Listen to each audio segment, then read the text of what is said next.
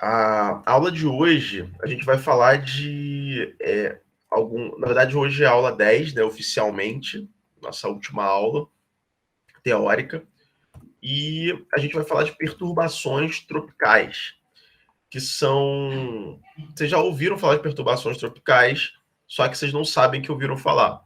Elas são, na verdade, fenômenos que ocorrem nos centros de baixa pressão. Elas têm muita relação com a formação de nuvens, como depressões tropicais, na verdade, antes, vamos lá.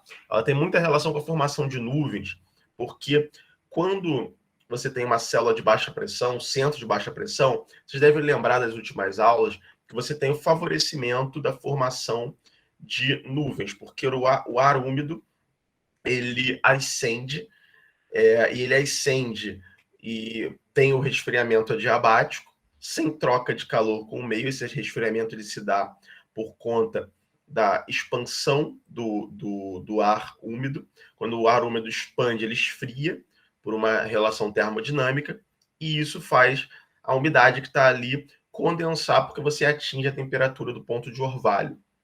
Então, essa temperatura do ponto de orvalho, nada do que eu falei aqui é novidade, ela vai ser atingida e vai ter a condensação de água formando as nuvens.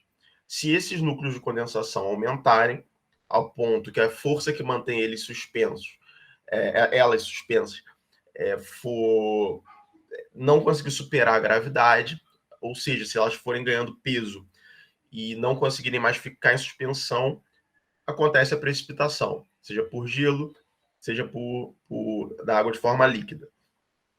Então, a gente tem 3 categorias de perturbações tropicais que têm a ver com a velocidade dos ventos. As depressões tropicais, que são até 60 km por hora, os ventos.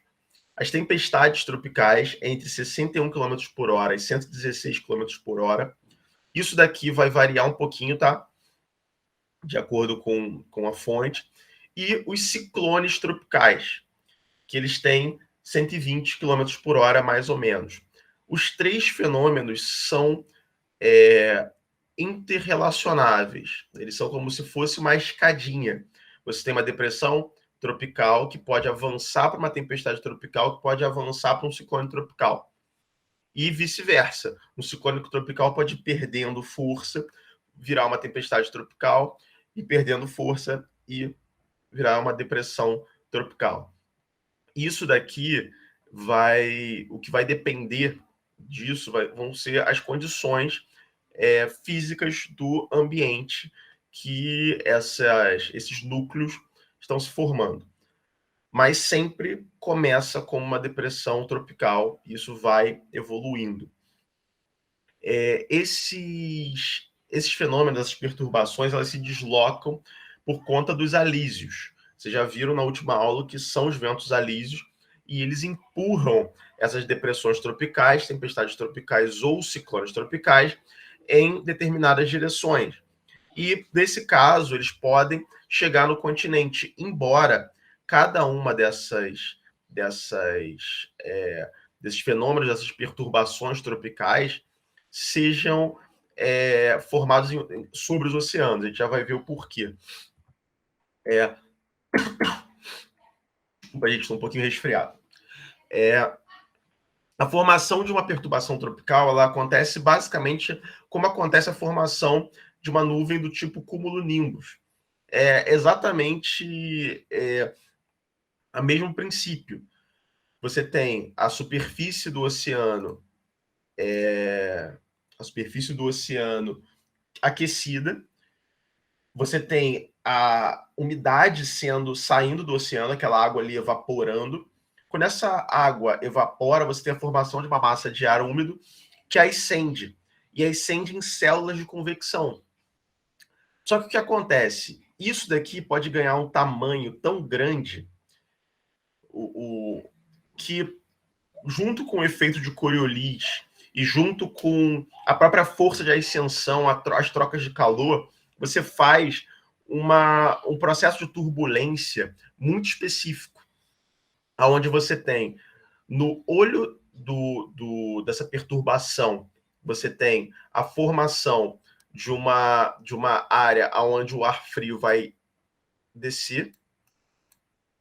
Vocês já vão ver isso no próximo desenho. E, ao mesmo tempo, o ar quente vai ser sugado para essa célula e isso vai girar por conta do efeito de Coriolis. Quando isso gira, você tem a formação dos ciclones tropicais clássicos, que até é possível ver do espaço, em imagens de satélite, e você tem as bandas de chuva que se formam ao redor desse núcleo em que o ar frio desce. Vocês já vão ver isso melhor no próximo desenho, que eu acho que é mais didático. Mas isso daqui ocorre numa extensão espacial muito grande. E lembrando que para formar um ciclone tropical, você tem que ter as águas aquecidas. No geral, se considera acima de 27 graus. Tem um slide que está explicando isso melhor. Mas aqui você tem a estrutura desse ciclone, e é uma estrutura bem complexa. Isso daqui é só um desenho esquemático, tá? Mas é uma estrutura bem complexa. Você tem o sentido do ciclone, que no caso do hemisfério sul, né? Esse desenho aqui é sobre o hemisfério sul. O sentido de rotação é o sentido horário. O sentido do ciclone como um todo é esse sentido aqui. Só que, como é um fluxo turbulento de ar, o ciclone ele também tem um outflow, um fluxo reverso na parte superior dele, que é um fluxo que ele vai no sentido anti-horário, mas é um fluxo quase que inexpressivo do ponto de vista do ciclone como uma estrutura. Mas esse fluxo é interessante para vocês entenderem, porque você tem no centro do ciclone uma área que o ar frio que está aqui fora, ele desce, ele é uma área de alta pressão aqui dentro, que é a área do ciclone, que é a área mais calma do ciclone, por incrível que pareça. O pessoal fala, estava no olho do furacão. O olho do furacão é a parte mais calma, porque aqui você tem uma célula de alta pressão, e lembra da velocidade angular que eu falei na última aula? Se você pega aqui a rotação desse vento, a velocidade no centro, a velocidade linear no centro do furacão, do ciclone, vocês vão ver que é a mesma coisa, eles têm uma velocidade menor ali dentro. Então, essa é a parte mais calma do ciclone tropical. Uma coisa importante de vocês saberem é que, mas então se aqui tem uma célula de alta pressão, como é que o ciclone é formado por uma célula de baixa pressão? Porque isso aqui é um fluxo turbulento. Você tem a ascensão aqui do ar úmido, porque, no geral, isso daqui é uma área de baixa pressão, que suga esse ar úmido, só que esse ar úmido é sugado numa área tão grande, com um movimento tão turbulento, que dentro desse movimento turbulento você tem a formação de uma área de alta pressão que o ar frio ele descende. Não é uma área de alta pressão como vocês viram de uma célula de massa de ar, tá? Uma célula gigante. É só uma coisa pontual ali, dentro da estrutura do ciclone tropical. Então, isso daqui é basicamente uma estrutura genérica. Essas daqui são as bandas de chuva que se formam ao redor desse ciclone tropical, e isso daqui se forma sobre os oceanos aquecidos acima de 27 graus. Então, aqui nós temos algumas características. Ciclones tropicais são sinônimos de furacão e de tufão. É exatamente a mesmíssima coisa. A única diferença são os nomes locais. Cada local deu um nome para o fenômeno e a gente acaba achando que são coisas diferentes, mas no final é a mesma coisa. Eles são formados sobre as águas quentes, as águas quentes dos oceanos, como eu falei, mas não basta ser uma água quente só na superfície imediata do oceano. Tem que ter alguns metros de água quente para isso acontecer. Esses fenômenos estão restritos a latitudes entre 5 e 15 graus e, às vezes, eles ocorrem entre 22 graus sul e 35 graus norte, nesse range aí de latitude. Depois eu vou fazer uma pergunta meio ardilosa para vocês, mas vou deixar quanto quieto. E ocorrem com mais frequência no final do verão, que é quando as águas oceânicas estão mais aquecidas. Embora fenômenos como El Niño, que a gente viu que é o aquecimento anômalo do Pacífico, possa gerar um aumento da formação de tempestades tropicais e de ciclones tropicais num determinado período que não seria tão propício por conta desse aquecimento anômalo que a gente viu, que se chama El Niño. Alguma dúvida até aí? Fiquem à vontade para perguntar. Senão a gente segue. Se não tiver nenhuma dúvida, a gente segue.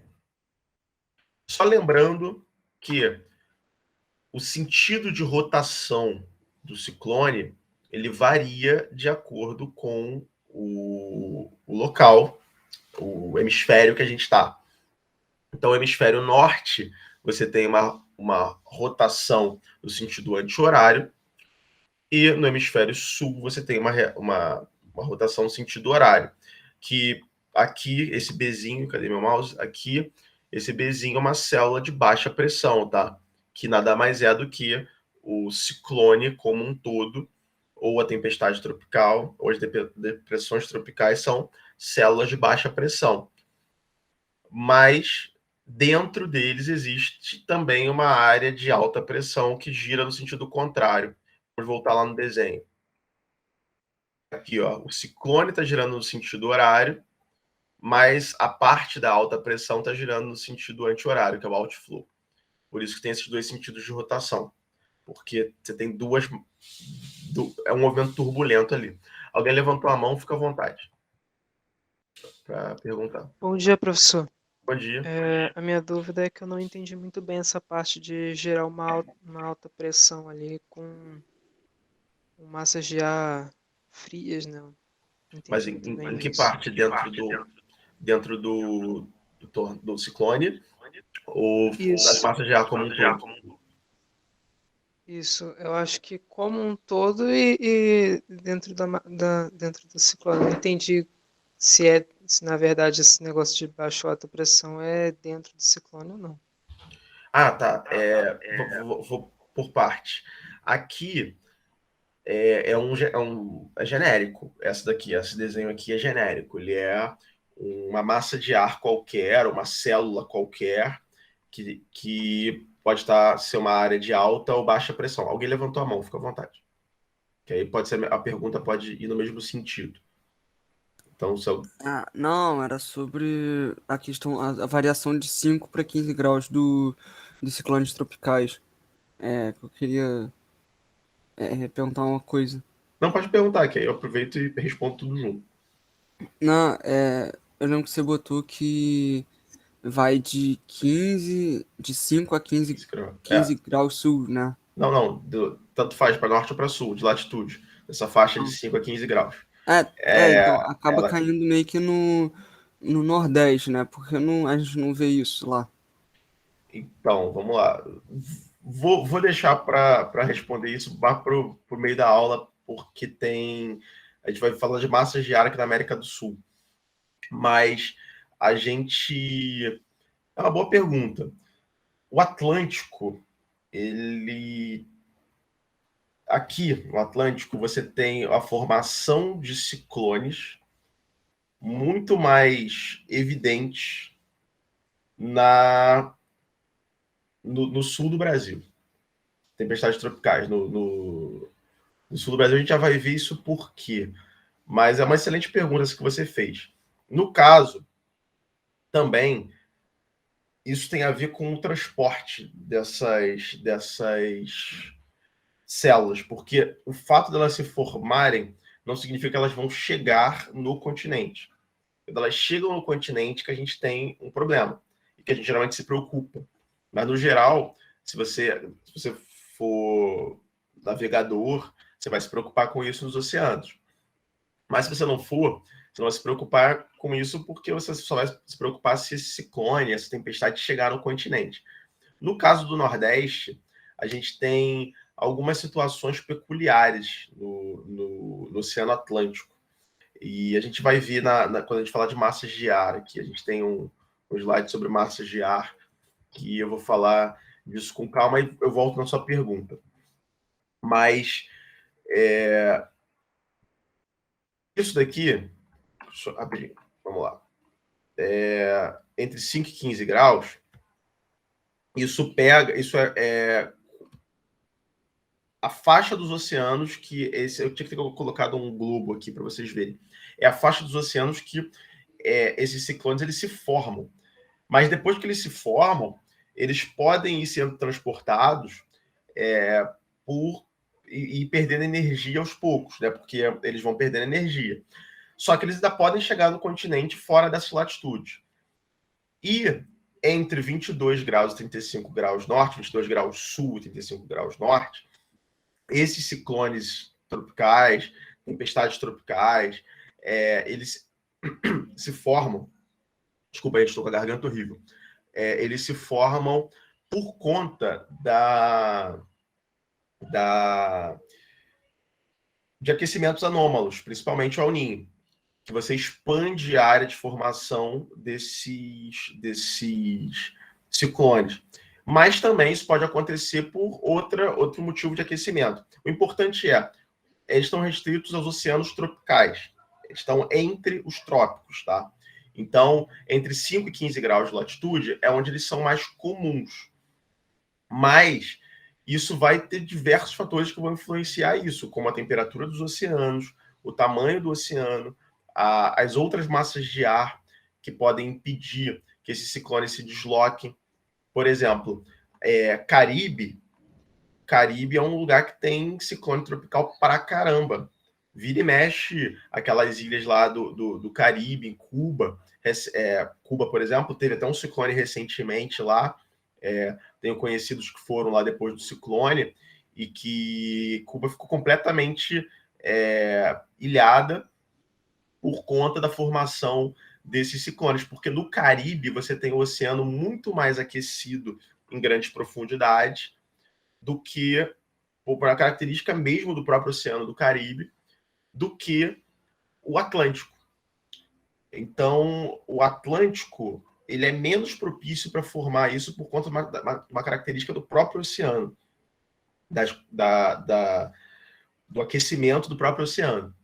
E também por conta da questão da formação da chegada no continente. Então, nas ilhas do Caribe, você tem muitas ilhas ali que, se formar um ciclone tropical, a ilha está no caminho lá do ciclone. Ela vai chegar numa área emersa. Aqui no Atlântico, a gente tem ilhas pouquíssimo habitadas, e as ilhas são mais ilhas... As principais ilhas não são ilhas oceânicas, são ilhas continentais, estão próximas do continente. Então, tem outros fatores que influenciam aí nisso. Quando a gente falar de América do Sul, eu chego nisso. Agora, respondendo a outra pergunta, que é sobre as células de alta e baixa pressão. Vamos lá, vamos primeiro falar das células de alta e baixa pressão como um todo. Eu precisava ter colocado um outro slide aqui para vocês verem isso em 3D. A célula de baixa pressão, ela é como se fosse, tanto a célula de alta como de baixa pressão, como se fosse um funil.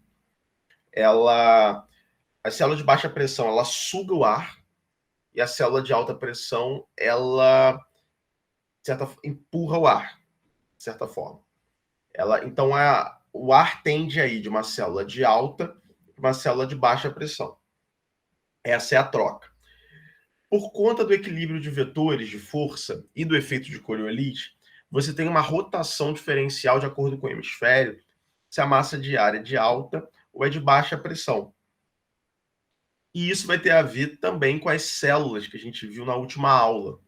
Então, eu recomendo que você dê uma olhada na última aula, que a gente fala de efeitos de Coriolis, que eu falo em 3D como é que isso... Opa, peraí. eu falo em 3D, não é nem a última aula, é a penúltima, se eu não me engano. Eu falo em 3D como é que isso acontece. Porque eu não botei aqui no slide, eu precisaria abrir um outro slide. Você precisa entender que a célula de baixa pressão, ela, quando suga o ar, ela está sob o efeito aparente do defeito de Coriolis.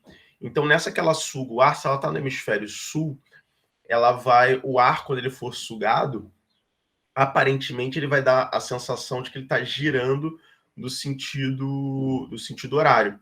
No hemisfério norte, ao contrário, por conta dessa dinâmica de forças que tem na superfície do planeta. Em relação à célula de alta pressão, acontece o inverso, por conta da tendência dela de ir para uma célula de baixa pressão.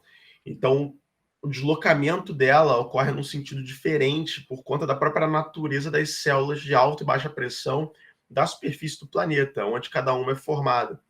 Então, isso acaba gerando essa diferença no sentido de rotação. Mas para a gente aqui, o que importa são as células de baixa pressão, que giram. Melhor, vamos ver isso dentro do tornado para isso ficar mais claro. Apagar aqui para você ver isso dentro do tornado. É basicamente a mesma coisa. Tornado não, é do ciclone. Vamos lá. O que é uma célula de baixa pressão? Ela suga o ar, né? Então o ar ele vai ser sugado, está no hemisfério sul. Vai ser sugado uma célula de convecção. Isso daqui é uma célula de baixa pressão, como um todo. Esse ar sugado, ele faz isso daqui.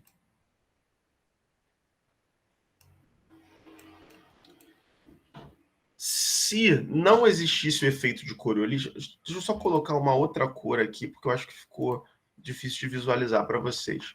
Fica uma cor destacada.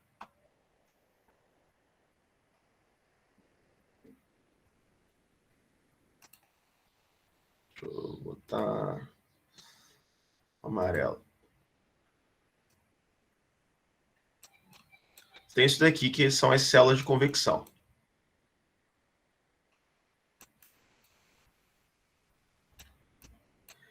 Isso daqui não é uma coisa pequena, não. Tem quilômetros, tá? Porque isso daqui dá para ver do espaço. O ciclone dá para ver do espaço. É muito grande isso daqui. Pensa que quando tiver esse deslocamento aqui entre latitudes diferentes, você vai ter o efeito de Coriolis. Porque lembra que você está saindo de uma área com uma velocidade linear, está indo para outra área com a velocidade linear diferente. Isso aqui está acontecendo na superfície do planeta, em uma área extensa. Quando tem esse deslocamento de ar aqui, o ar ele acaba torcendo. Nisso que ele torce, se ele estiver no hemisfério sul, esse deslocamento que ele vai fazer em direção às células de alta pressão, né? Quando esse ar ele é sugado, as células de alta pressão, de baixa pressão suga esse ar úmido, você tem o deslocamento desse ar entre os paralelos no globo como um todo. Quando você tem o deslocamento do ar entre os paralelos, ele torce. Só que ele torce no sentido horário, quando você está no hemisfério sul, por conta da própria natureza do deslocamento dessas células entre os hemisférios. Isso aqui, num ciclone, você tem a formação dentro dele, como isso é uma área muito extensa, você acaba gerando um vórtice no meio dele, que o ar frio, que esfriou aqui em cima, uma parte desse ar frio, ele desce aqui. E nessa que ele descende, ele faz uma célula de alta pressão aqui dentro, uma célula pequena de alta pressão, que é só o olhinho ali do ciclone. Só que, em contrapartida, esse ar que ascendeu aqui, que está frio, por uma questão de densidade, que ele está pesado, por isso que ele vai uma parte dele vai descer aqui, ele também está sob o efeito de Coriolis. Só que ele acaba girando no sentido oposto, porque aqui ele já está dentro de um sistema de alta pressão, não no sistema de baixa pressão. Isso, cara, é muito difícil de visualizar nesse desenho. Você tem que ver a outra aula, a aula anterior, para você conseguir entender isso em 3D. Mas eu vou abrir aqui a aula para você conseguir ver isso melhor. Aula 7. Ela já está no YouTube, se eu não me engano. Já está no YouTube, sim. Você tem... Aqui você consegue visualizar isso melhor. Você tem um fluxo. Aqui é uma área de baixa pressão. O ar está sendo sugado para cá, para dentro. Por isso que eu falo que tem que ver isso em 3D. O ar sendo sugado. Pelo efeito de Coriolis, ele está sugando e ele está girando. Só que acontece, esses vetores de força aqui, eles estão convergindo para a célula de baixa pressão, porque a célula de baixa pressão ela suga o ar. Enquanto a célula de alta pressão, esse Hzinho aqui, o ar ele diverge dali.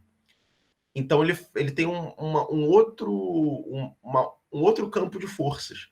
E é por isso que ele gira no sentido contrário. Só que eles estão trocando o ar.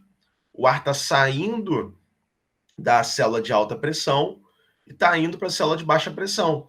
Só que quando ele ascende na célula de baixa pressão, ele resfria e ele acaba aumentando a densidade e gradualmente ele acaba sendo deslocado para uma célula de alta pressão. Então você tem esse movimento aqui, esse movimento rotacional aqui e esse movimento ascendente aqui, o movimento descendente aqui.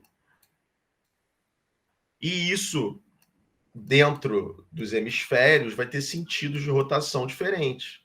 Porque você vai ter o sentido horário do fluxo de baixa pressão no hemisfério sul por conta do deslocamento dos ventos alísios, do deslocamento dos vetores, das massas de ar como um todo, das células de deslocamento no hemisfério sul.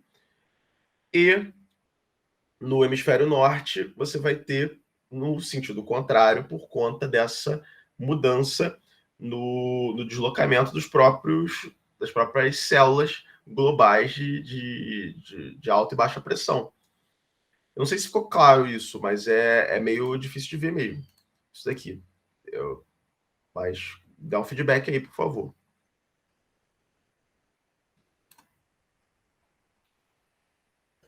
Ficou claro sim, professor. Obrigado aí. Nada?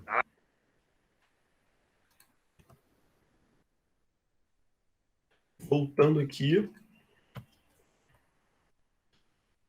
Então, é basicamente aquele desenho que eu mostrei da aula 7, mas vamos focar aqui nas células de baixa pressão, só para vocês entenderem que eles giram em sentidos contrários. Então, no sentido horário, a célula de baixa pressão vai estar no hemisfério sul. Você vê uma célula de baixa pressão no sentido anti-horário, ela está no hemisfério norte. E como um ciclone é uma célula de baixa pressão, a gente vai enxergar isso, um ciclone girando no sentido anti-horário, ele está sempre no hemisfério norte, girando no sentido horário, ele está sempre no hemisfério sul. Por quê? A faixa de latitude que eles são formados é uma faixa de latitude, você tem deslocamentos de ventos alísios nesse sentido aqui. No hemisfério norte está se deslocando aqui, no hemisfério sul está se deslocando aqui. Tá? Se vocês lembrarem da aula de alísios, você tem esses vetores nesse sentido. Seguindo. Aqui tem... Eu dei esse exemplo em uma das aulas também, eu usei exatamente esse mesmo slide. Isso aqui é uma imagem de satélite, a célula de baixa pressão. Esse é um furacão no hemisfério sul, o furacão Catarina. E esse é o furacão Andrew, no hemisfério norte. Sentidos de rotação diferentes, tá? Por conta das células de baixa pressão. Só que aqui no olhinho do furacão,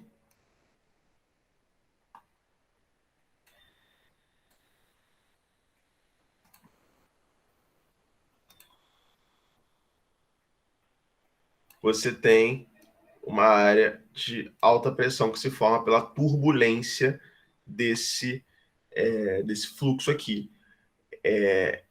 O que a gente está mostrando aqui são desenhos didáticos, tá? Porque são esquemas didáticos.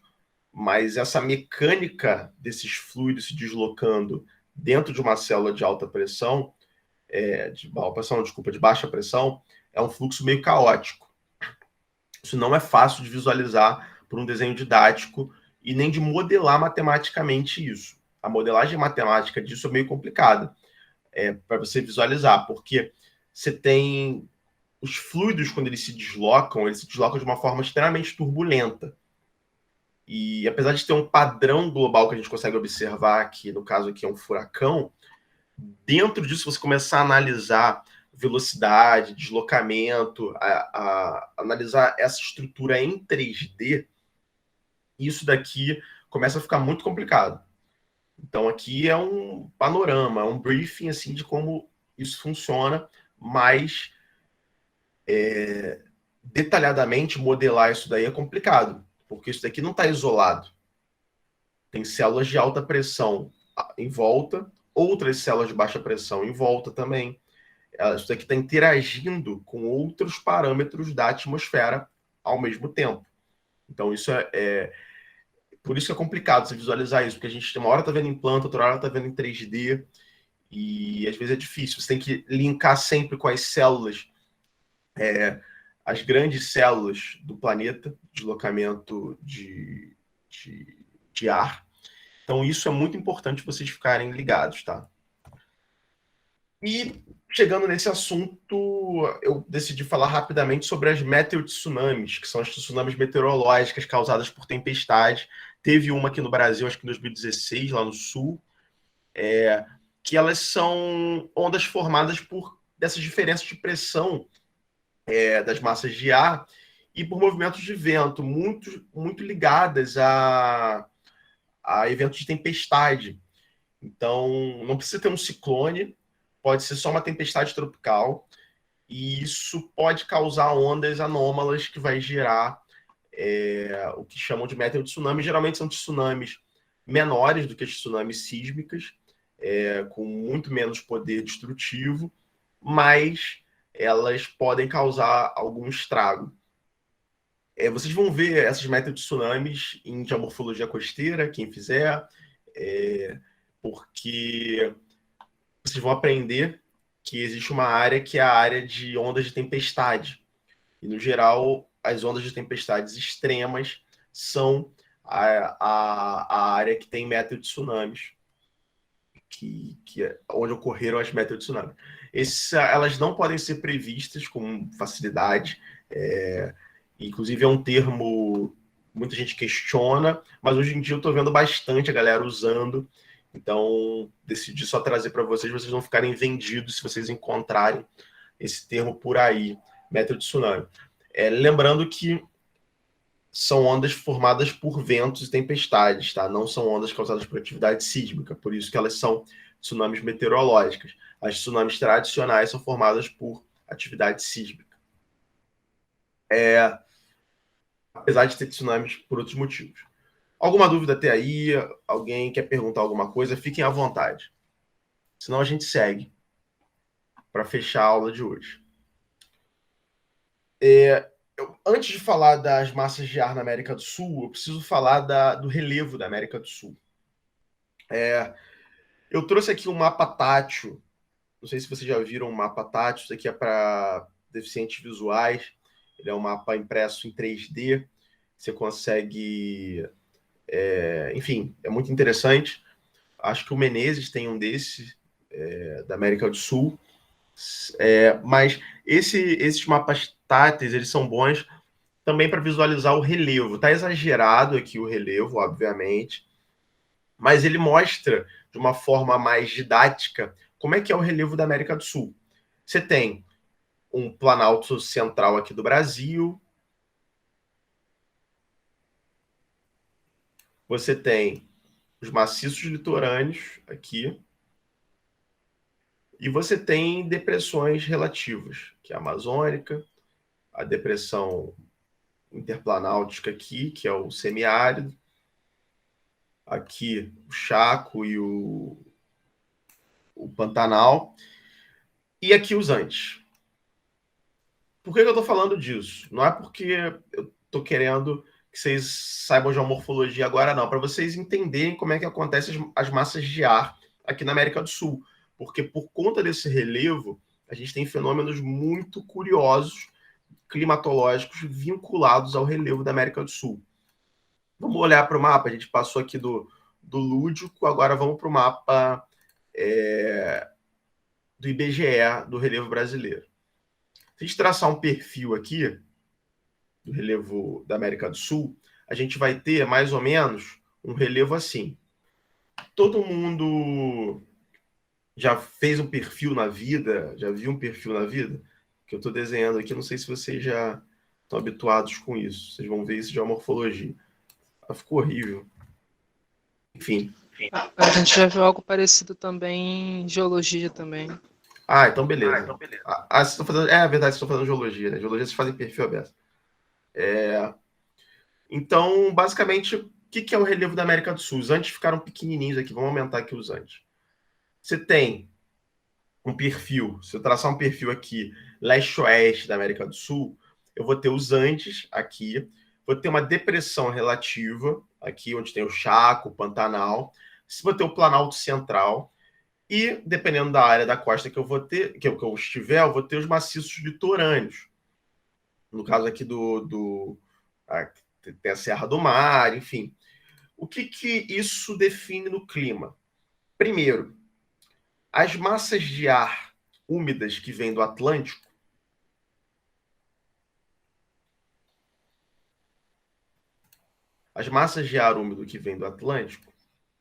só mudar a cor aqui. Quando elas chegam na costa brasileira, aonde tem a Serra do Mar, aqui, eu vou ter chuvas orográficas.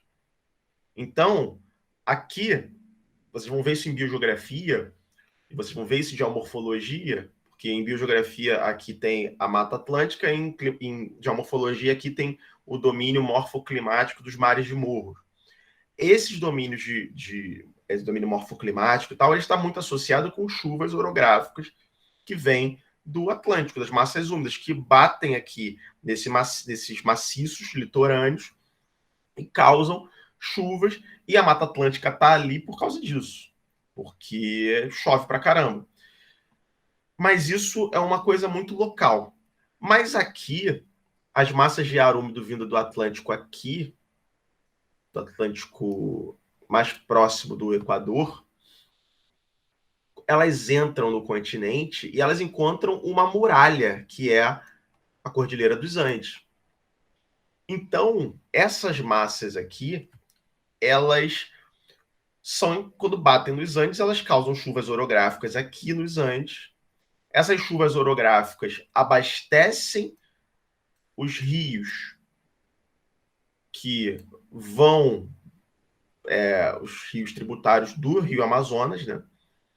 Então, você tem chuvas orográficas aqui que vão entrar aqui. Aqui é quente pra caramba. Parte dessa água vai voltar para o ciclo da água e vai evaporar. Também por evapotranspiração da própria floresta tropical, né? Porque a gente tem a floresta, a Amazônia, ela tem um poder de umidificar o ar absurdo. A gente já vai ver isso mais para frente. E você tem aqui evaporação de água, evapotranspiração, no caso, porque está associado com a transpiração das plantas, aumentando essa massa de ar úmido que continua a ser empurrada para cá, e isso causa um aumento da pluviosidade na América do Sul inteira, no centro-sul da América do Sul. E como o Brasil é o maior país da América do Sul, isso aqui, para a gente, ele causa um aumento de chuvas no centro-sul do Brasil. Então, se não fossem os Andes, o centro-sul do Brasil provavelmente seria muito mais árido, muito mais seco. Não digo que seria um deserto, mas provavelmente a gente teria uma área mais seca, uma savana mais expressiva dessa porção central do Brasil, embora o Cerrado seja considerado por muitos uma vegetação de savana, o Cerrado ele tem formações savânicas dentro dele, mas o Cerrado ele também tem feições muito mais densas de vegetação do que uma savana. Então, a própria Amazônia seria muito menor se não fosse os Andes, porque não teria chuvas o suficiente, porque as chuvas elas passariam direto. Aqui, a Amazônia ela seria maior leste-oeste, mas seria menor no eixo norte-sul.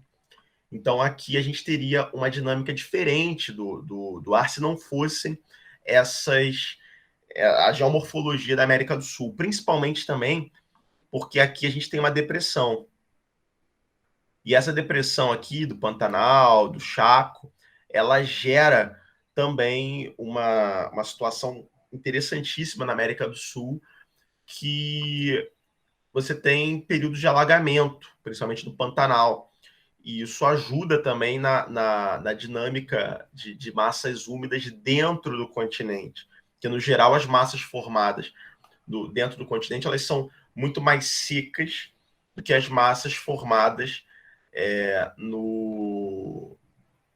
aqui no Chaco, no Pantanal, que em determinados períodos do ano essa massa ela acaba ficando enfraquecida, essa massa seca, por conta do acúmulo de umidade ali, porque a água não consegue escoar muito.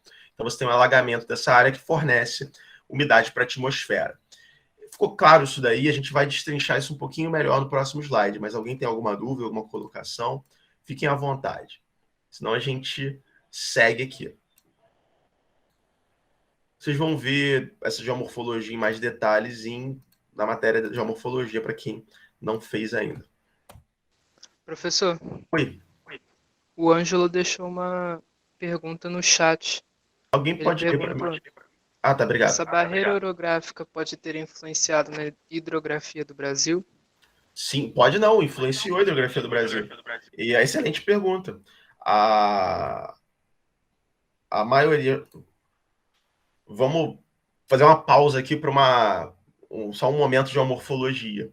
Vocês estão vendo aqui o Planalto Central do Brasil? O Planalto Central do Brasil, vou estender um pouquinho o Planalto Central, tá? Na verdade, o Planalto Central é só isso daqui, mas vamos estender aqui o Planalto Meridional e tal, porque vocês ainda não viram isso. Esse Planalto Central aqui, Planalto Meridional e tal, eles foram esculpidos por uma mudança na hidrografia, porque os Andes eles são recentes do tempo geológico. Você tinha rios aqui, a hidrografia do Brasil, você tinha rios que drenavam para o Pacífico, para cá. Quando os Andes soerguem, quando os Andes se formam, toda a hidrografia do Brasil passa a drenar para o Atlântico. Então você tem um potencial erosivo muito maior. Então é por isso que você tem o Pantanal, que é uma grande depressão, que é um grande depósito, é uma bacia sedimentar, o Pantanal. Tem feições maravilhosas de geomorfologia dentro do Pantanal, de leques, mas isso é para outra disciplina.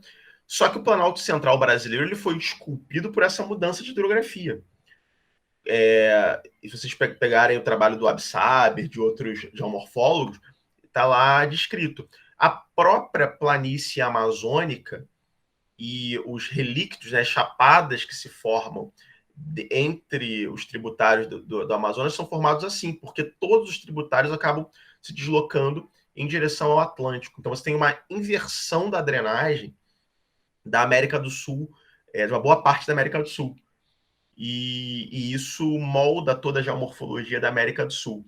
Inclusive, existe aí um debate, tem gente que fala que sim, tem gente que fala que não, mas, no geral, é aceito que sim, que o rio Amazonas ele corria para o lado contrário, ele corria para o Pacífico.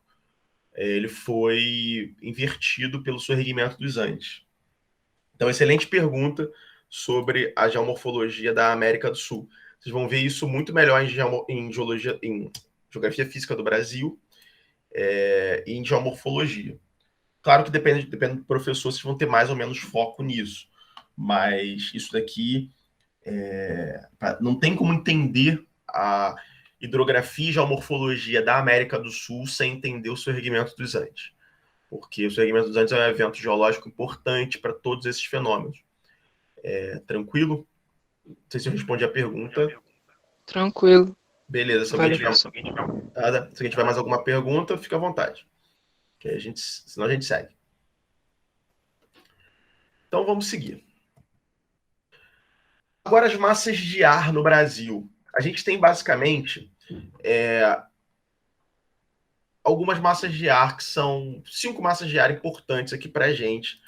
Eu vou simplificar ao máximo, porque a gente não vai ter tempo aqui na disciplina para aprofundar, na disciplina presencial. Em outras circunstâncias, a gente teria muito mais tempo disso, mas eu estou dando as ferramentas para vocês entenderem qualquer material que vocês forem consultar depois disso. Mas, primeiro, a gente tem que entender o que são essas massas de ar. A gente tem massas de ar quentes, massas de ar frias, e massas de ar úmidas e massas de ar secas. A massa equatorial atlântica, que é essa MEA aqui, ela é uma massa quente, porque ela está com a bolinha vermelha, e ela está com esse outline aqui, com esse contorno em azul, então ela é uma massa quente e úmida. E por que ela é uma massa quente e úmida? Porque ela se forma sobre o Oceano Atlântico. Então ela se forma sobre o Oceano Atlântico e ela é empurrada para o continente pelos ventos alísios, né? Que a gente já viu na última aula. Só que o que acontece? Isso daqui é um jogo de forças, é um campo de guerra aqui. Eu também tenho uma massa equatorial continental úmida por conta da Amazônia aqui, que umedece essa massa de ar, que geralmente massas continentais são secas. Mas como você tem a Amazônia aqui, essa massa ela é úmida. Ela é quente e úmida. E ela acaba fazendo com que a massa equatorial atlântica não penetre tanto no continente, ou penetre muito no continente. Porque essas massas podem ser enfraquecidas ou não enfraquecidas, tá? A gente já vai ver isso. Então você tem essa massa aqui. Só que a gente também tem uma massa tropical continental que ela é quente e seca. Por que ela é quente e seca? Porque a bolinha aqui está vermelha e o outline está nesse amarelo aqui. Isso significa que ela é seca. Essa massa aqui ela não existe em todos os momentos do ano, tá? Essa massa ela desaparece no inverno. Ela vai sendo enfraquecida e ela desaparece no inverno. A gente tem a massa polar atlântica, que é uma massa quente fria e úmida, que ela vem aqui dos polos, né?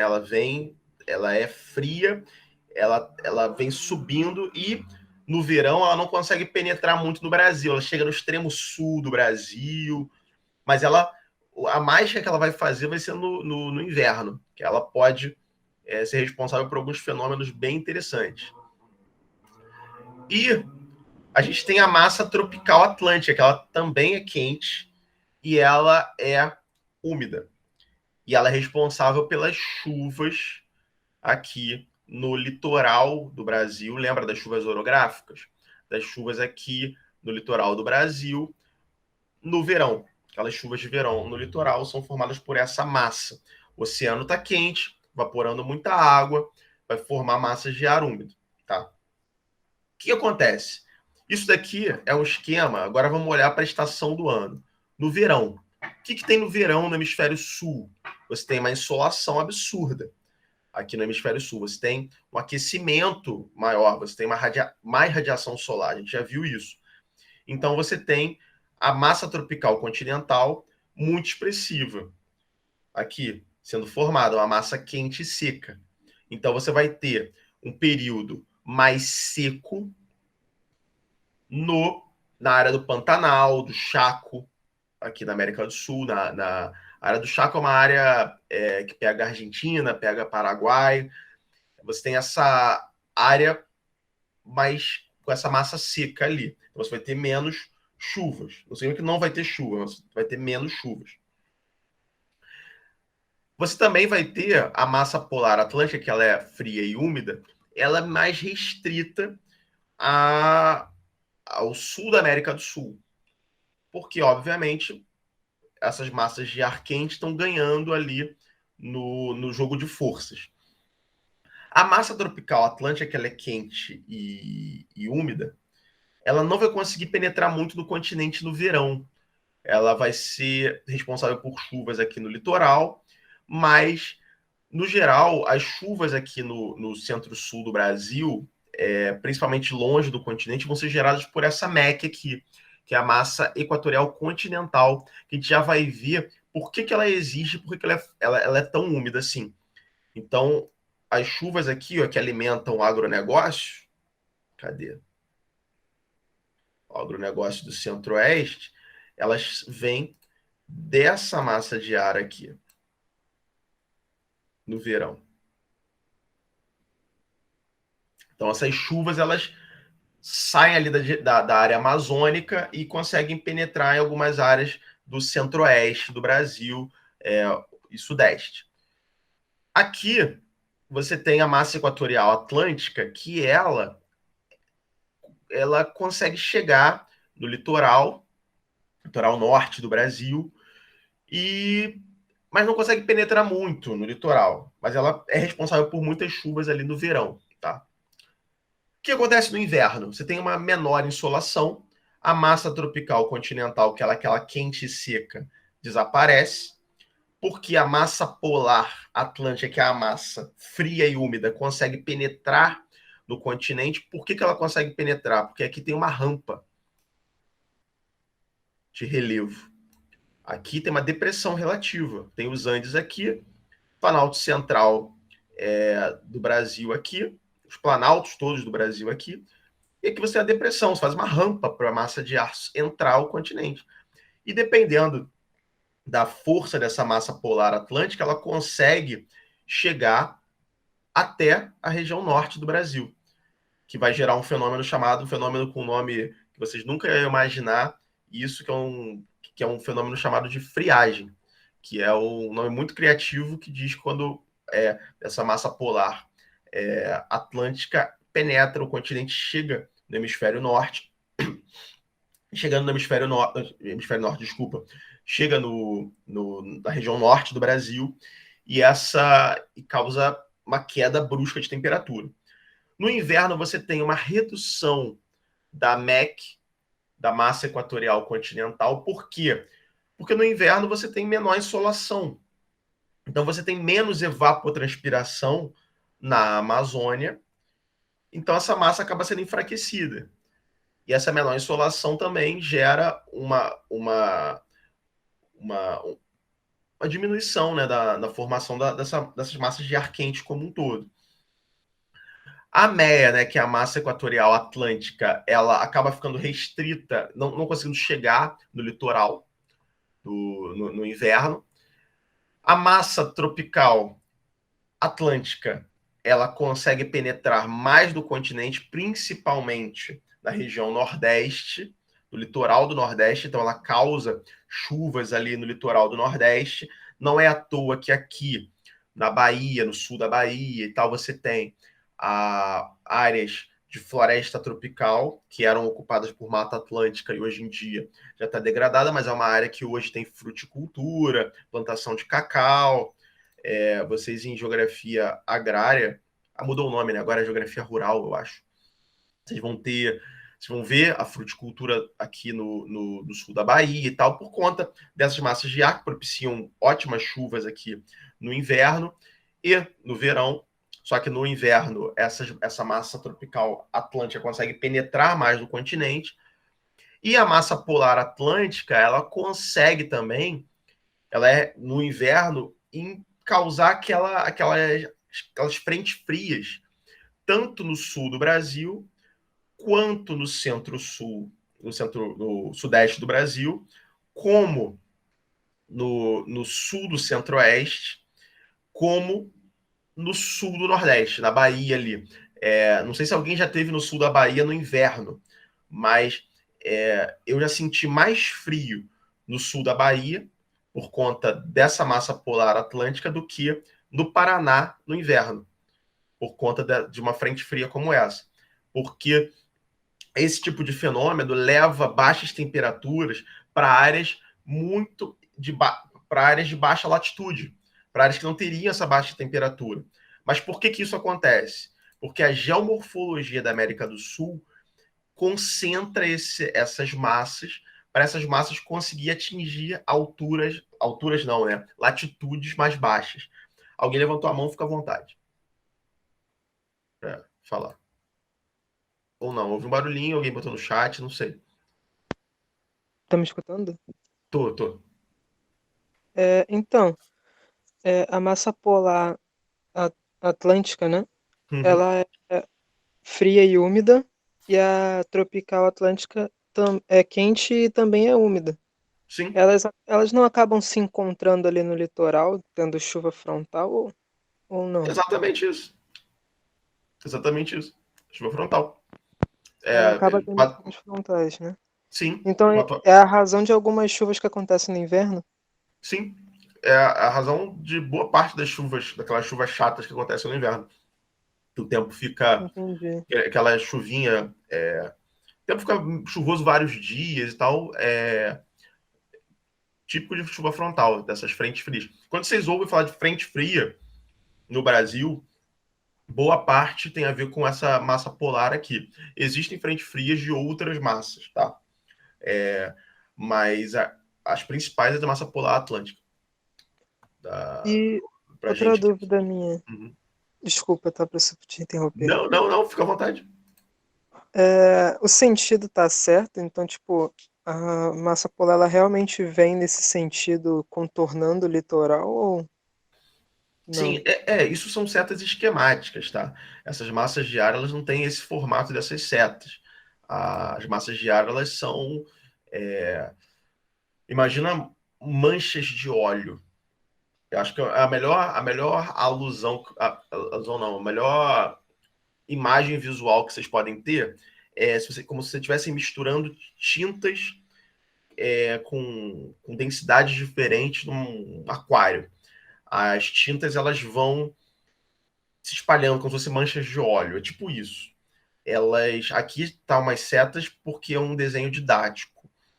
Mas essas massas elas não necessariamente fazem exatamente esse esse sentido, tá?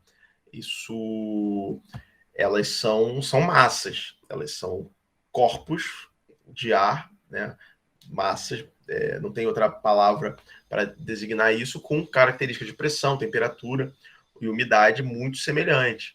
Então, elas avançam, tem uma interface entre uma massa e outra, dependendo do fenômeno. Por exemplo, se tiver um ninho, você vai ter uma mudança nessas massas de ar, como a gente viu, que você vai ter uma seca, você vai ter um maior número de seca no Nordeste brasileiro, por conta do El Ninho, desse aquecimento anômalo. Então, essas massas elas são como se fossem manchas de óleo.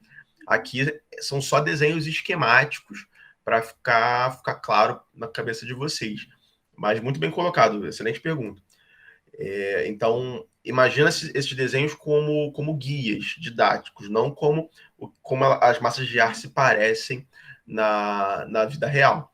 Massas de ar na vida real, se você pegar uma imagem de satélite, é como se fosse uma mancha de óleo mesmo, se misturando ali, com fluxo turbulento. Às vezes, uma outra massa de ar desvia uma massa de ar numa direção inesperada e acaba gerando quedas ou aumento de temperatura em um determinado local, ou chuvas anômalas. O clima é complexo e caótico. Por isso que é tão difícil fazer a previsão do tempo. Hoje em dia, com computadores superpotentes, a gente até consegue ter uma certa precisão. Mas há 30, 40 anos atrás, o erro era muito alto da previsão do tempo, porque não tinha capacidade computacional, satélites, a processamento era muito difícil, pouca disponibilidade de dados, e além disso a gente não tinha não tinha processamento para processar tantas variáveis em tão pouco tempo. Mas é basicamente isso. Entenda isso como um desenho esquemático, tá? Ela não... É porque aqui é que ela vem... Essa massa polar aqui, esse desvio, é porque ela tende a vir pelo oceano aqui, no litoral e tal. Só que isso não é um caminho absoluto, tá? Da massa de ar. Mas ficou claro? Qualquer coisa, por favor, me diga aí. Ficou Beleza. sim. Outra pergunta Uhum. é o seguinte: o que acontece entre essa massa tropical continental e a MEC? Massa tropical continental e a MEC. Como assim? Isso, como que a MEC consegue passar? Você está Entende? falando... Ah, sim, não. É porque isso daqui, você tem que pensar que essa massa aqui, ela não é uma barreira. Ela é uma massa relativamente fraca. Por isso que ela some no inverno. Então, ela não é uma barreira. Então, às vezes, a MEC está com tanta umidade, com tanta força, que ela ultrapassa. Isso daqui, porque tem que pensar que as massas de ar elas não são também estáticas. Isso daqui é um esquema dos padrões, mas, por exemplo, você pode ter uma semana que a massa tropical continental está restrita e a MEC consegue passar. Aí você pode ter uma outra semana que está mais seca, está um período de estiagem, então a massa tropical continental ela se expande. Então, isso você tem que pensar que são esquemas genéricos de verão e inverno, mas dentro dos meses, todos os meses do ano, todas as semanas, os dias, essas massas elas contraem, elas expandem, elas estão ali numa queda de braço, mais ou menos, né? Elas estão tem uma área de interface de troca e tem vetores ali. Então, às vezes, uma consegue se sobrepor em relação à outra e ultrapassar a outra. Às vezes, não consegue. E isso vai depender de muitos fatores. A gente já vai ver que essa massa tropical continental ela é responsável por, inclusive, período, em grande parte, responsável por um período de estiagem que a gente está vivendo agora, aqui no Sudeste, no Centro-Sul, que está gerando a bandeira vermelha aí no abastecimento. Mas isso tem a ver também com outro fator, que é o impacto ambiental que a gente também vai ver. Mas ficou claro, essas massas, isso daqui não significa que elas ficam paradinhas assim 100% do tempo. Elas estão contraindo, expandindo. Então, por isso que às vezes a massa tropical continental consegue passar a MEC, às vezes a MEC consegue passar ela. Isso não tem problema, porque tem a ver com períodos, né? Com as próprias dinâmicas naturais da atmosfera. Mas essa daqui é uma tendência geral dessas massas de ar, assim como aqui.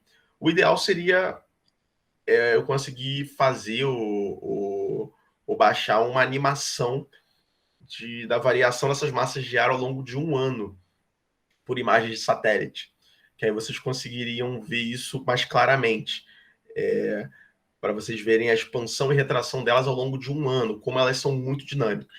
Alguém levantou a mão, fica à vontade.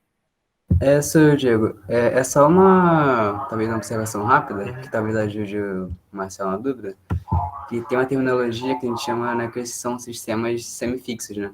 Uhum. Então, só para dar uma ideia mais clara de que elas não estão estáticas, né? Elas, hora e mexe, elas se movem ou, enfim, se retraem, né, como você disse.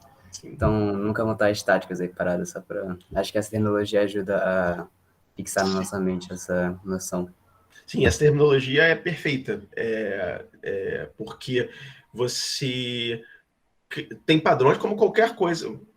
A maior parte do que a gente viu na climatologia, são fenômenos muito dinâmicos, né? A gente sistematiza isso, mas eles são fenômenos que eles têm um certo padrão, mas eles subvertem o próprio padrão às vezes e também eles, ao longo do ano, eles têm dinâmicas muito, muito próprias. Mas obrigado, Antônio. Foi o Antônio, né? Pela voz eu reconheci, acho que foi o Antônio. Isso, foi. Valeu. Então, É basicamente isso. Obrigado, Antônio. Essa terminologia é excelente, mas entenda isso como só um esquema didático, um guia para você entender. Mas isso daqui é subvertido o tempo todo, tá?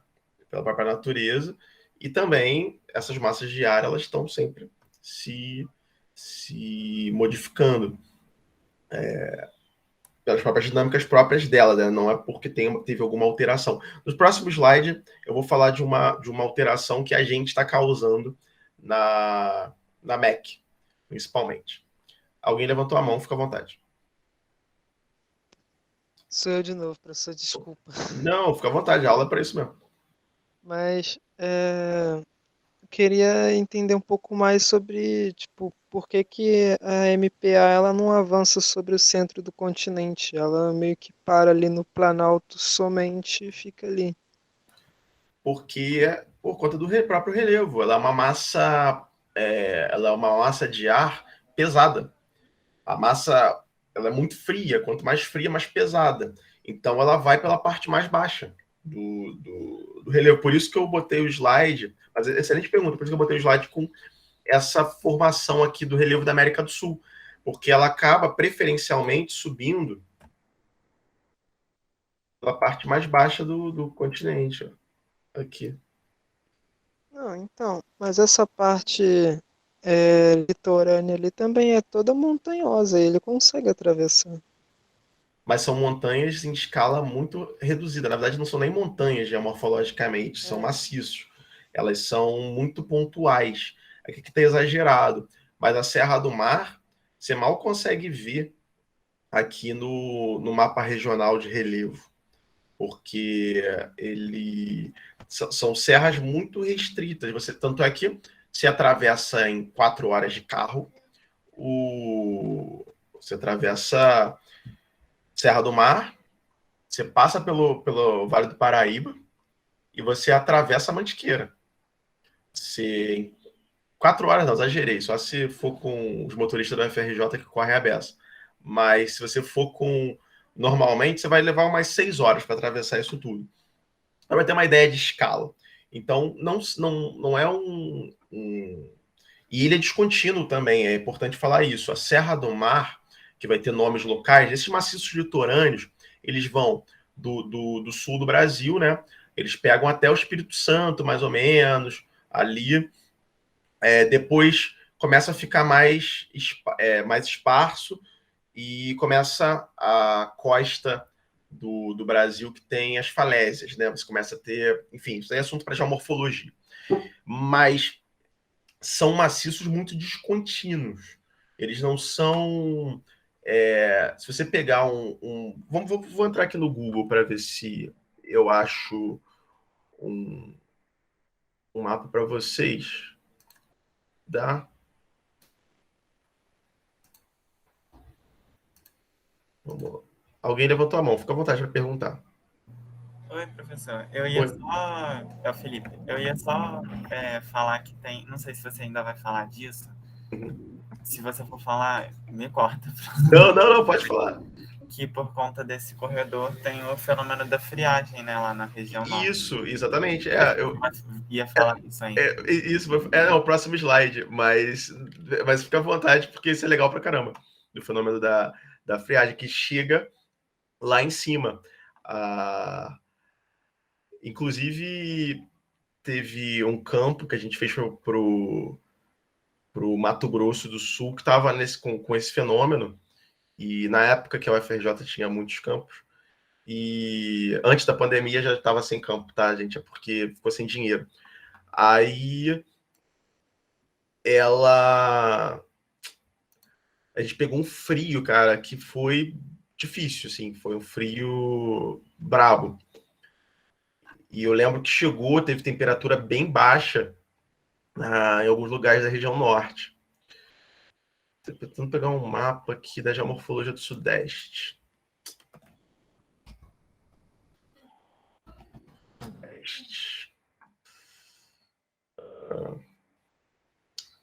Melhor. Vou fazer o seguinte. Mapa geológico.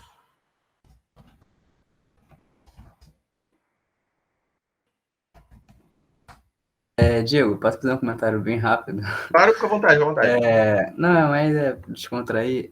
Pô, a galera faz compra de paleonto lá para o Cariri, né? Tipo, pô, se o motorista não correr, não vai chegar nunca, né? Como todo, Sim, sim. 3 dias aí de 3 de dias de viagem. ano. Eu já fui para o Mato Grosso do Sul sem o motorista parar, assim, parando só para a gente comer e ir no banheiro. 27 horas de viagem. Na época que podia, né? Que os protocolos de segurança não existiam. Então a gente foi 27 horas de viagem, eram 2 motoristas, aí enquanto um dormia, o outro dirigia, e eles iam revezando, até que a gente quase morreu em Sinop, e aí a gente ficou com medo e voltou parando no meio do caminho. Mas a UFRJ tinha uns campos bem vida louca, que a gente passava por umas situações bem desagradáveis. Mas era legal, no final depois tem história para contar, né? Cadê aqui? Gente, vocês estão conseguindo ver aqui a imagem que eu estou mostrando aqui para vocês? Assim, professor. Beleza. A Serra do Mar, ela Tá vendo essas tripinhas aqui geológicas? Isso aqui é um mapa geológico, tá? Da faixa ribeira, não precisa focar nisso, não. Tá vendo essas tripinhas aqui? A Serra do Mar tá sobre essas tripinhas. Porque o que é a Serra do Mar? Serra do Mar é a raiz de uma antiga cordilheira que foi formada com a colisão dos continentes para formar a Pangeia, formar o Gondwana, no caso. Então, você formou uma cordilheira, né, que existia várias cordilheiras aqui no território brasileiro, e a Serra do Mar, ela se forma aí, com a colagem desses continentes. Então, Serra do Mar e os maciços litorâneos como um todo. Por isso que eles são descontínuos, porque eles são, na verdade, pedaços da raiz dessa cordilheira que estão nessa faixa aqui que está toda estirada. Então, eles não são relevos tão expressivos. Para a gente que está aqui, a gente acha que eles são muito expressivos, mas eles são estreitos do ponto de vista da geomorfologia do Brasil como um todo. Eles estão muito restritos ao litoral, uma faixa muito pequena e descontínua. Então, quando o Oceano Atlântico abre, todas essas colagens que tiveram antes são pontos de fraqueza. Então, o continente ele vai partir nos pontos de fraqueza. Então, por isso que o litoral do Brasil... Vamos lá, voltar agora para o litoral do Brasil.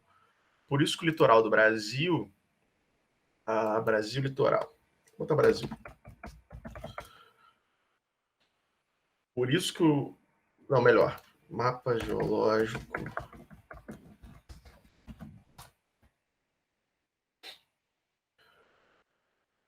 Cara, não tem um mapa geológico decente.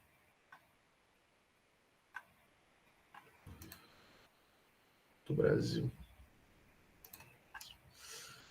Eu queria mostrar um negócio para vocês. Aqui. Esse mapa aqui.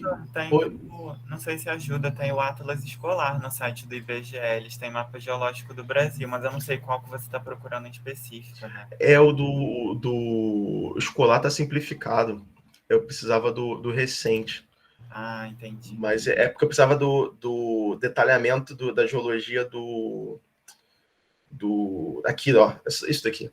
O detalhamento da geologia do Sudeste. Para mostrar um negócio.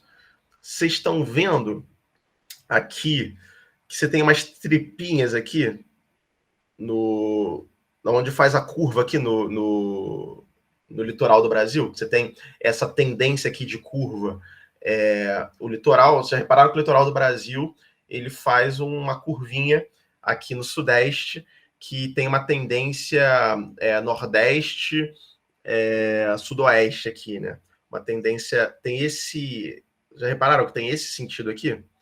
Isso daqui tem a ver com exatamente onde era uma antiga colagem de 2 continentes. E a raiz, onde foi essa colagem, quando tem colagem, você tem seu enriquecimento de cadeias de montanha. Você tem a formação dos maciços litorâneos. Então, eles estão restritos a essa microfaixa aqui do litoral. Então, por isso que eles não são tão expressivos climatologicamente, se você parar para pensar. Eles são expressivos climatologicamente do ponto de vista da escala local, que vai gerar chuvas orográficas e tal. Mas quando você pensa em massas de ar como a massa polar atlântica, é uma massa de ar que ela não é tão expressiva por conta dessa descontinuidade desses maciços litorâneos. É muito importante vocês terem isso em mente. Eu não sei se em geologia geral vocês estão vendo mapa geológico e tal, mas só para vocês terem uma ideia, isso daqui são os Andes. Repara que os Andes estão cheios de tripinha. Isso é típico de área de colagem entre placas tectônicas, né, entre áreas de colisão. E quando você olha o mapa geológico, você vê áreas com essas tripinhas, assim, todas com uma direção preferencial, desconfiem que são áreas que são o que a gente chama de geomorfologia de faixas móveis, ou cinturões, ou faixas orogenéticas e tal, antigas. Tem vários nomes para isso. Mas isso daqui são áreas de antigas colagens, são áreas cheias de falhas, cheias de fraturas, e por isso que tem o relevo que tem aqui na América do Sul. Na América do Sul, não, desculpa. Tá na América do Sul, mas não era isso que eu queria falar. Por isso que tem esse relevo aqui no Sudeste, dessa questão da Serra do Mar, é por conta disso. Dessa antiga colagem que formou várias falhas, e essas falhas posteriormente geraram deslocamento relativo de blocos que formaram essas serras que a gente tem aqui. Mas isso daqui, do ponto de vista da geomorfologia continental, é irrelevante, basicamente. Então vamos voltar lá para o mapa para vocês verem. O mapa que eu coloquei no slide do relevo. Quando vocês olham aqui, é praticamente irrelevante. Por exemplo, aqui o Planalto das Guianas, vocês conseguem ver que, em relação à escala, vocês conseguem ver a cor, né, da altura. Agora, tenta achar aqui o Pico das Agulhas Negras. Tu não vai achar. Vai ter aqui o símbolo, que é esse, se eu não me engano... se não me engano, cadê? Pico da Bandeira, Agulhas Negras, está aqui. Eles tiveram que colocar um símbolo, que vocês já viram em cartografia, que é um símbolo que você coloca quando, na escala que você está representando ali o fenômeno, não comporta o fenômeno não é cartografável. Aí você pode optar por botar um símbolo para indicar onde tem aquele fenômeno, aquela feição. Então aqui você tem o Pico das Agulhas Negras, que é um dos pontos mais altos do território brasileiro. Tá? Não é o mais alto, mas é um dos pontos mais altos. 3.000 e pouquinhos metros, se eu não me engano. Mas, do ponto de vista da geomorfologia geral, quando você olha o mapa, você está vendo só vários planaltos aqui. O Planalto Meridional, o Planalto Central, senão a Serra do Mar é irrelevante aqui. Então, respondendo a sua pergunta, é basicamente por isso. E até o Felipe falou do fenômeno da friagem, que é o próximo slide. Aqui. Mas não foi spoiler, não, Felipe. Foi bom. Que quando essa massa polar atlântica ela atinge o norte do país, tem esse fenômeno com um nome muito criativo, que é a friagem. E a massa tropical quente, a massa tropical atlântica, né, ela avança no continente no inverno, é importante, porque isso parece ser meio contra-intuitivo, e enquanto a meia se retrai para o oceano. E isso é meio contra-intuitivo, por isso que eu deixei no slide aqui para vocês ficarem com isso na cabeça. Mas aí a gente chega nos rios voadores. Muitos professores de vocês, principalmente professores de geomorfologia, eles não gostam desse termo rios voadores, tá? Porque rio não voa. Rio é uma feição de terreno de água líquida, de drenagem de terreno. Só que para fins didáticos, para fins de comunicação científica, eu acho um bom nome, não sei a opinião de vocês.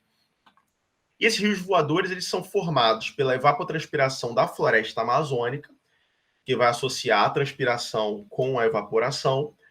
Essa floresta, ela aumenta a umidade, ela vai recarregando a umidade da da massa equatorial atlântica e da massa equatorial continental, da MEC, que essas duas massas aqui, elas têm uma relação muito próximas e elas vão sendo umedecidas o tempo todo pela própria floresta amazônica, e elas são as responsáveis pelas chuvas chegarem tão longe no centro-sul do Brasil e no centro-sul da própria América do Sul, porque aqui na região do Chaco, argentino e paraguaio, você tem chuvas que são formadas e são intensificadas por essa evapotranspiração na Amazônia, da Amazônia, que alimenta esses rios voadores.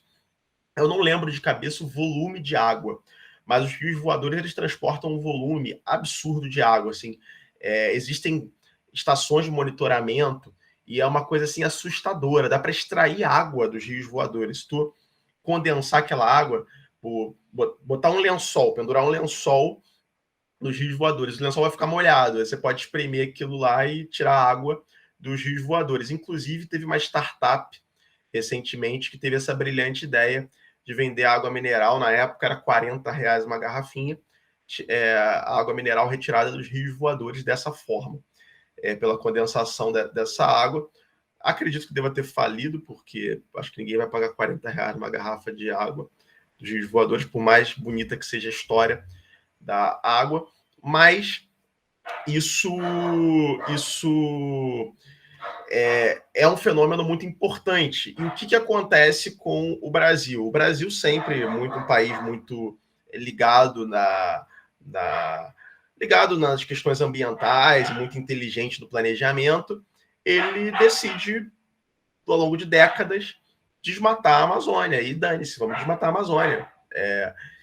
Então, o que acontece? Quando você desmata a Amazônia, você diminui a evapotranspiração. Se você diminui a evapotranspiração, você diminui a quantidade de umidade que consegue chegar por essas massas de ar, principalmente pela MEC, no centro-sul do Brasil. Então, você gera estiagens prolongadas e você gera redução da pluviosidade, da precipitação no geral, no centro-sul do Brasil. Só que o que tem no centro-sul do Brasil que deixa o Brasil ser mais inteligente de ter essa decisão de desmatar a Amazônia? Você tem o agronegócio. Em grande parte, você tem plantações de soja, milho, cana, você tem pecuária, e tudo isso precisa de água. E a água vem da onde? Da chuva. A sorte é que no centro-sul do Brasil, aqui, e pega também uma parte da América do Sul como um todo, o sul do Brasil, você tem a bacia sedimentar do Paraná, onde tem o famoso aquífero Guarani, que é um aquífero que tem água pra caramba. Então a galera do agronegócio consegue furar uns poços aqui e ter água subterrânea. Só que a água subterrânea, uma hora acaba, principalmente a água do aquífero Guarani, que é uma água fóssil, não é uma água recarregável. Em grande parte, tem parte do aquífero Guarani que até pode ser recarregado, mas no geral é água fóssil.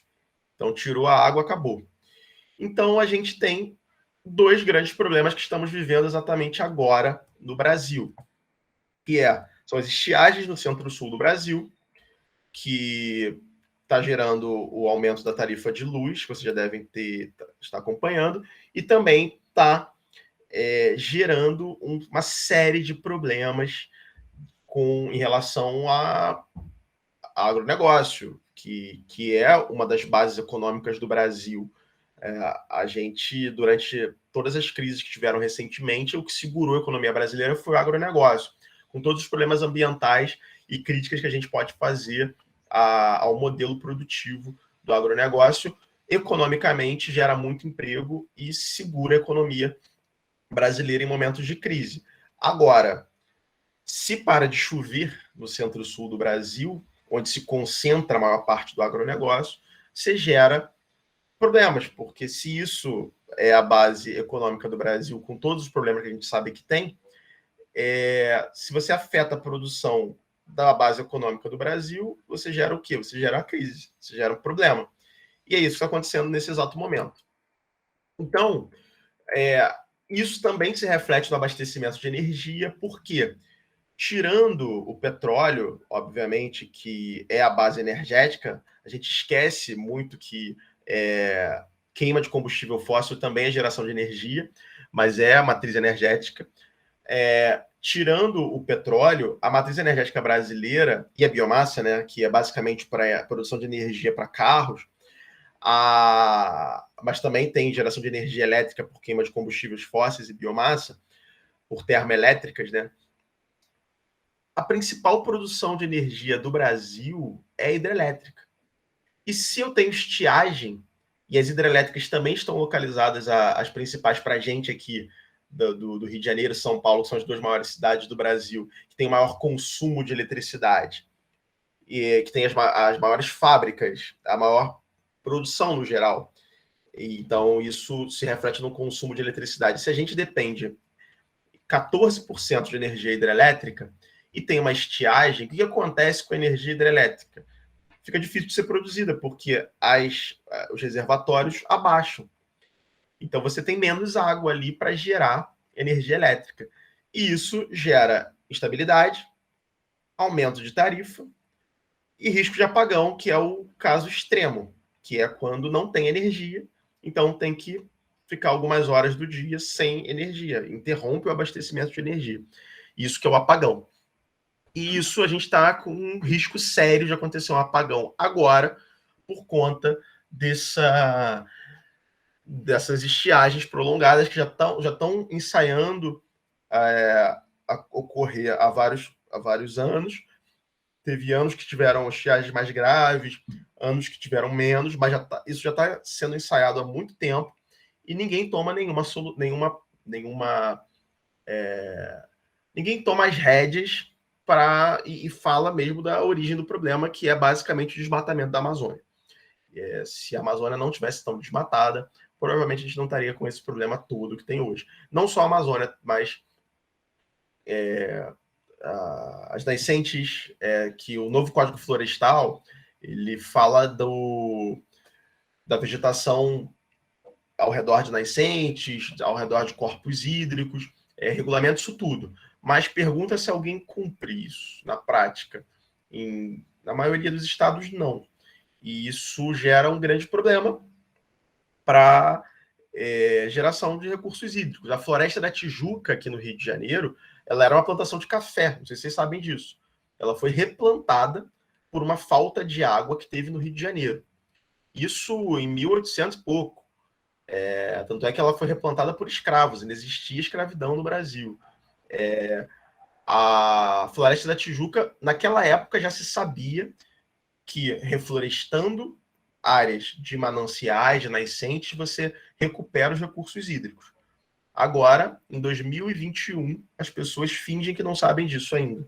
Que se você mantém preservado a vegetação aos arredores de corpos hídricos e em áreas de nascentes e mananciais, você preserva a produção de água, você mantém a saúde daquela nascente, daquela manancial, mantém ela produtiva, produzindo água, porque você gera uma melhor absorção de água no solo, uma maior recarga do lençol freático e também o equilíbrio térmico, você equilibra a evaporação de água, porque a própria vegetação ela protege o recurso hídrico da insolação, protege o recurso hídrico do assoreamento, enfim, áreas que têm nascentes e que têm rios e lagos têm que ser vegetadas, senão vai dar ruim.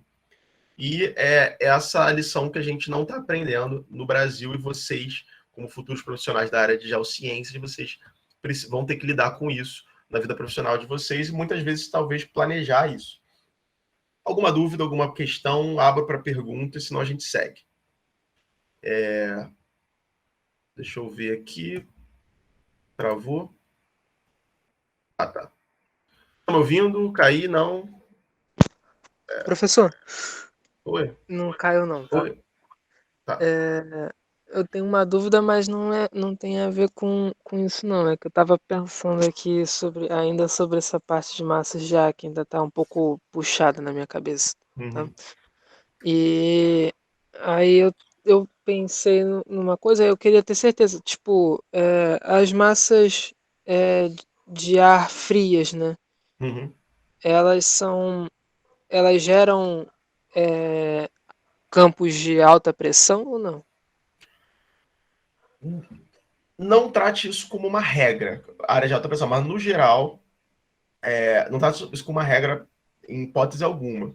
Mas você tem uma tendência de massas de ar frio formarem células de alta pressão, mas isso não é uma regra, mas a tendência, tá? Mas no caso das massas de ar, dentro de uma massa de ar, você tem diversas células de alta e baixa pressão, dentro da mesma massa de ar. Isso é importante ficar claro. Certo. Como se fossem microcélulas de alta e baixa pressão. Porque a gente falou de células de alta e baixa pressão num contexto planetário.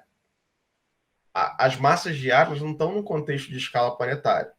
Elas estão no contexto mais regional.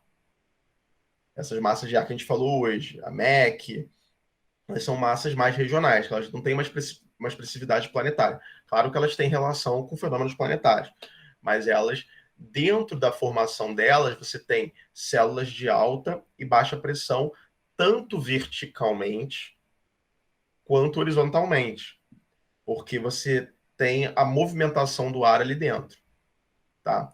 É só pensar que dentro dessas células se formam nuvens, e as nuvens se formam em células de baixa pressão, em grande parte. Tem partes que você tem células de alta pressão que você tem um tempo melhor. Então, isso, dentro das próprias massas de ar, as células de alta e baixa pressão varia.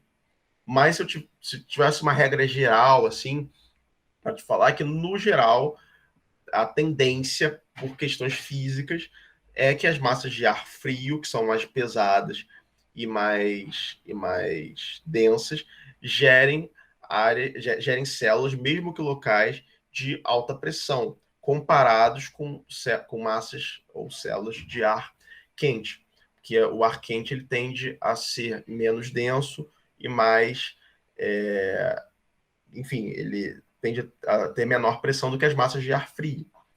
Então, comparando essas duas massas de ar no conceito relativo, a massa de ar quente, ela tem, no geral, vai ter menor pressão do que a massa de ar frio, tá? Mas isso não é uma regra, porque isso varia tanto verticalmente quanto horizontalmente. Você pode ter umas situações meio estranhas, meio esquisitas. Mas seu raciocínio não está errado, não. Responde sua pergunta. Não sei se ficou claro. Respondam sim, professor. Valeu. Valeu. Então, vocês têm mais alguma pergunta? Fiquem à vontade. Senão a gente segue aqui. A gente vai falar dos problemas agrícolas rapidamente, só para vocês entenderem.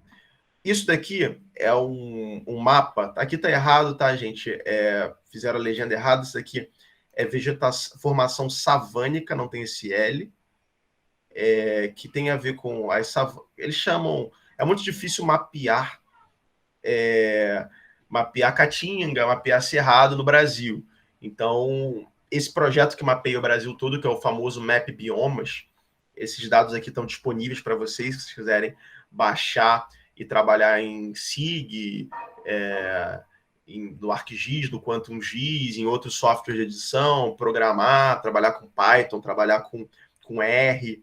Você pode baixar esses dados e trabalhar com eles. Eles têm um mapeamento do Brasil inteiro para vários anos, baseado se eu não me engano, eles usaram a série Landsat,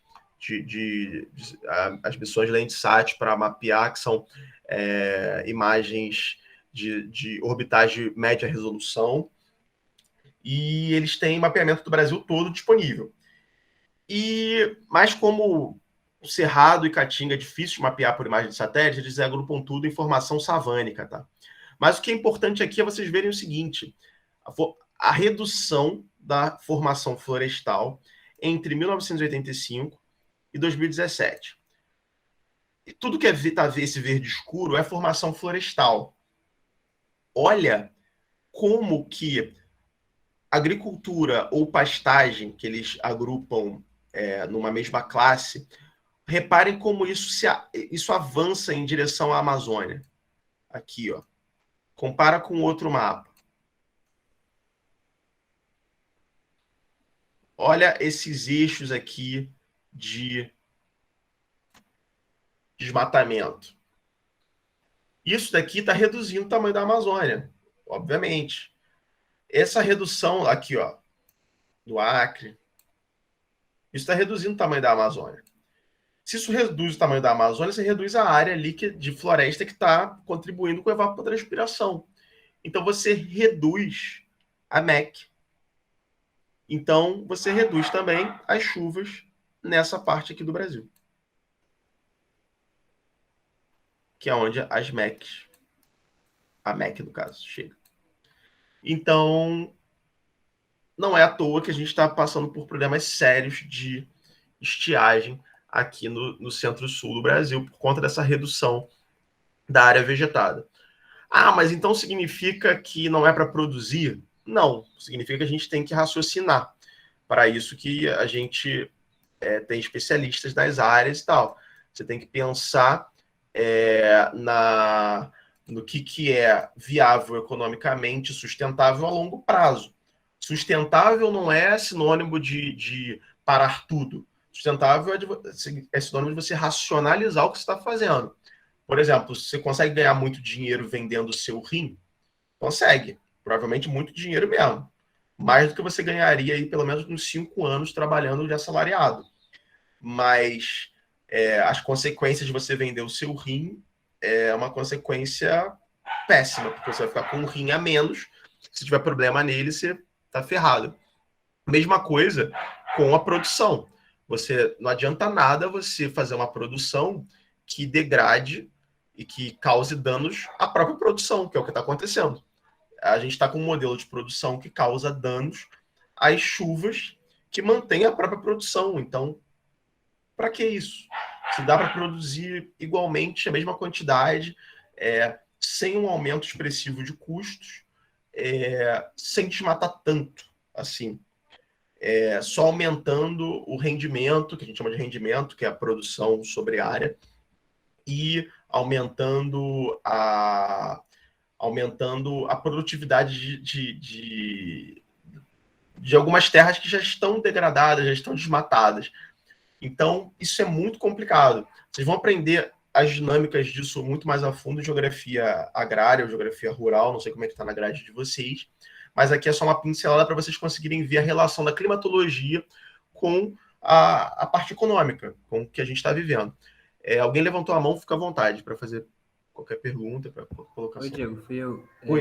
É mais uma recomendação pessoal, que provavelmente eles não vão ler o trabalho da Berta Becker durante a graduação, certamente, mas tem um trabalho muito interessante que eu li recentemente, que é um artigo, é um livro, mas deve ter artigo em PDF também, que eu vou deixar no chat depois, que é uma introdução muito boa, eu acho, para quem quiser se aprofundar aí nesses conflitos socioespaciais da Amazônia, enfim.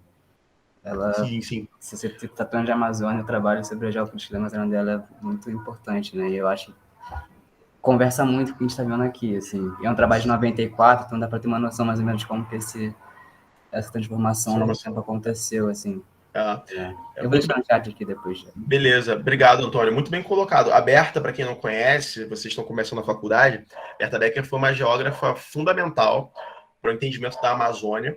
Tem um Roda Viva com ela, que é incrível. Aquele Roda Viva é um Roda Viva que todo mundo que faz geografia tem que assistir.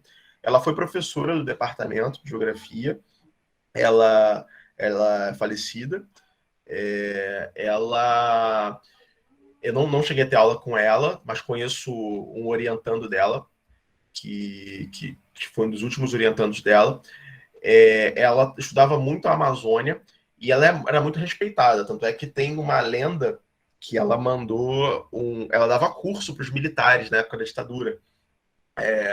E reza a lenda que num desses cursos que ela deu sobre a Amazônia, porque não sei se vocês sabem, mas um dos planos do governo militar vocês vão ver isso em geografia econômica, provavelmente, ou talvez com o Frederic, não sei, não lembro. Eu sei que durante a faculdade vocês vão ver isso em alguma disciplina, que é sobre os planos de ocupação regional, se eu não me engano.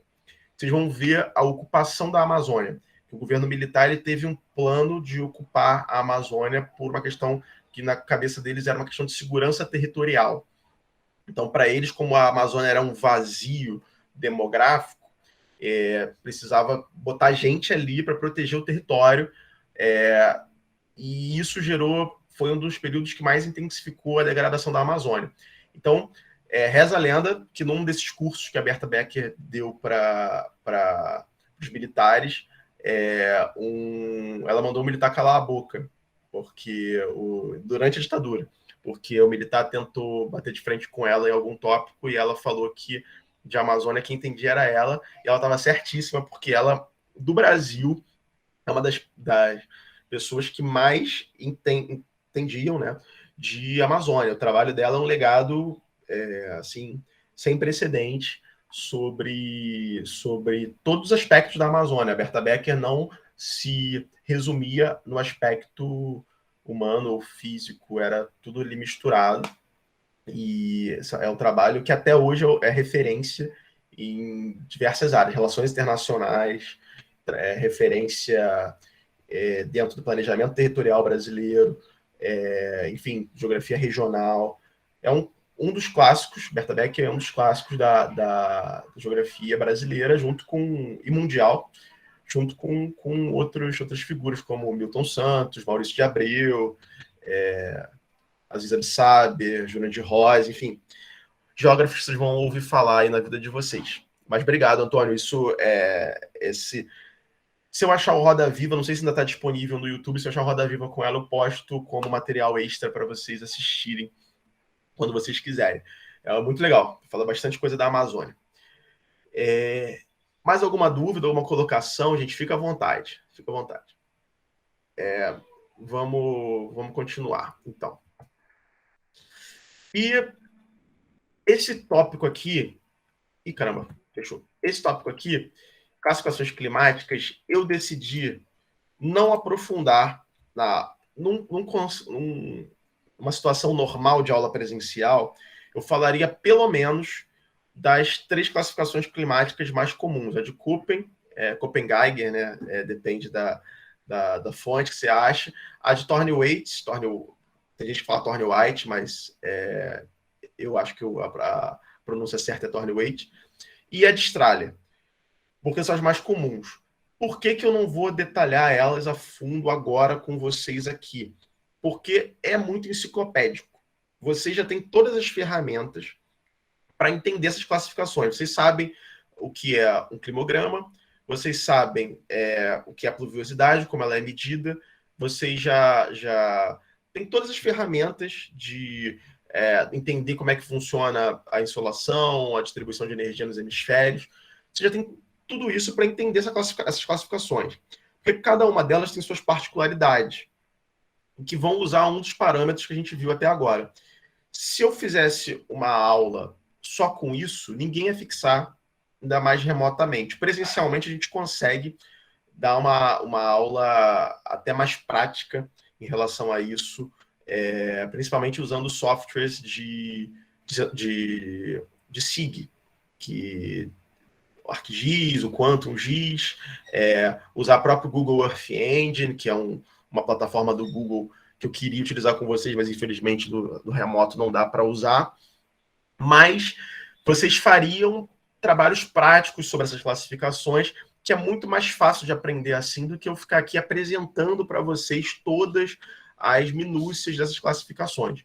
Mas todo livro de climatologia todo livro bom, vai ter pelo menos essas 3 classificações aqui, tá? Descritas. Existem outras, mas essas são as principais. É importante falar algumas coisas por isso que esse é o último slide da aula de hoje. Que existem classificações diversas que utilizam diversos critérios. Então, muitas vezes as classificações vão conversar entre elas, muitas vezes as classificações vão divergir entre elas, porque vai depender sempre do critério. Também é importante falar que a escala e a resolução dos dados é fundamental nessa classificação. Dependendo da resolução dos dados que você utilizar e dependendo da escala de análise, você pode optar por uma classificação ou outra classificação. Vou te dar um exemplo. A classificação da região semiárida política do Brasil é baseada na classificação de Thorne-Waite. tem o t no meio, que é sempre difícil de pronunciar. Mas essa classificação aqui é o critério político utilizado para definir os municípios que estão inseridos no semiárido, porque o Thorne Weight tem um índice de aridez, e esse índice de aridez ele é importante na definição de áreas áridas e semiáridas, e é o que o governo brasileiro utiliza, a SUDENE especificamente, utiliza para definir quais os municípios estão dentro do semiárido político, não do semiárido físico, tá? Semiárido político é o semiárido que tem o limite dos municípios que pertencem ao semiárido. Semiárido físico é o limite climático do semiárido. Então, essas classificações aqui são classificações que têm muitos detalhes, mas elas utilizam todas as ferramentas que vocês já sabem.